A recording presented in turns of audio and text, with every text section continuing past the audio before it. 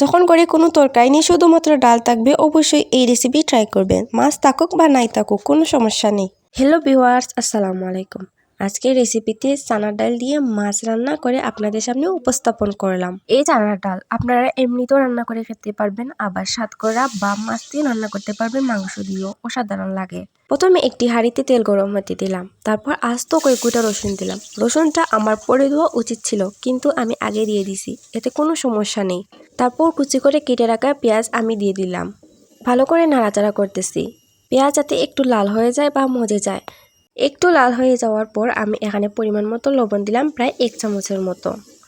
সামান্য পরিমাণ লাল হয়ে যাওয়ার জন্য ওয়েট করব।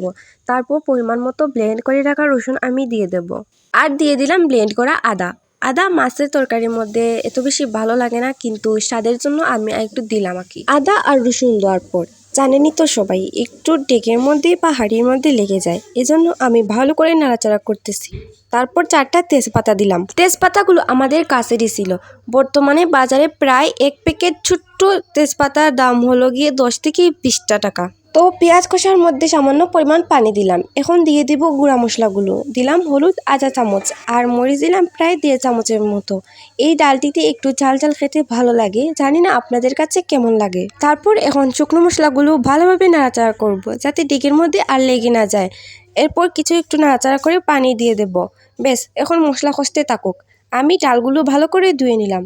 মশলা কষানো শেষ, ডাল ভালো করে ধুয়ে রেখেছি। এখন আমি ডালগুলো দিয়ে দেব মশলার মধ্যে। ভালো করে দিয়ে সুন্দর করে নাড়াচাড়া করব। এই ডালটি এমনভাবে রান্না করতে হবে যাতে আস্তে আস্তে থাকে।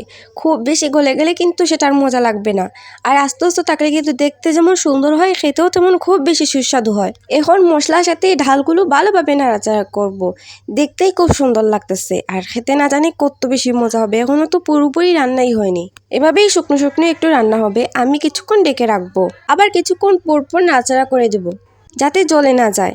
এখন আমি সামান্য পরিমাণ পানি ইউজ করব। এগুলো আমি গলানোর জন্য দিচ্ছি, ঝোল হিসেবে নয়। আগে থেকে পানি গরম করে রাখলে খুব বেশি ভালো হয়। ঠান্ডা পানি দেওয়ার সময় ডালগুলো আধগলা হয়ে যায়, কিংবা গলতে অনেক বেশি সময় লাগে। এবার গলার জন্য কিছুক্ষণ ওয়েট করব, আর একটা ঢাকনা দিয়ে ঢেকে দেব। যেহেতু ডালগুলো মাছ দিয়ে রান্না করব, সেজন্য আমি আগে থেকেই মাছগুলো ব্রাউন এবং কড়কড়া করে ভেজে নিয়েছি।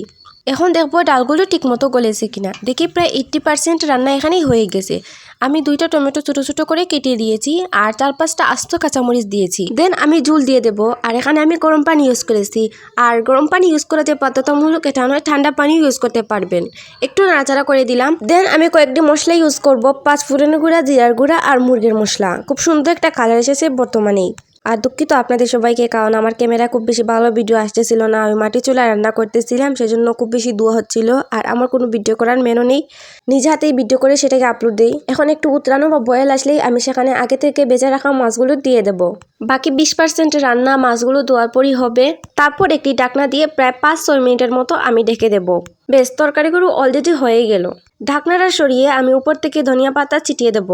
ধনিয়া পাতাটা দেওয়ার পর খুব সুন্দর একটা স্মেল আসতেছিল। আর 2 মিনিট উতরানো হলেই তরকারিটা নামিয়ে নেব। ধনিয়া পাতাটা আপনারা চুলায় থাকা অবস্থায় দিতে পারবেন, আবার চুলা থেকে নামিয়েও দিতে পারবেন, এতে কোনো সমস্যা হবে না। এই চানার ডালটি আপনারা মাছ থাকুক বা নাই থাকুক এমনিতেই শুধুই রান্না করে খেতে পারবেন, এতে খুব বেশি মজা লাগবে। আর খুব বেশি ইজি ওয়েতে রান্না করা এই তরকারিটি অনেক সুস্বাদু এবং হেভি মজাদার।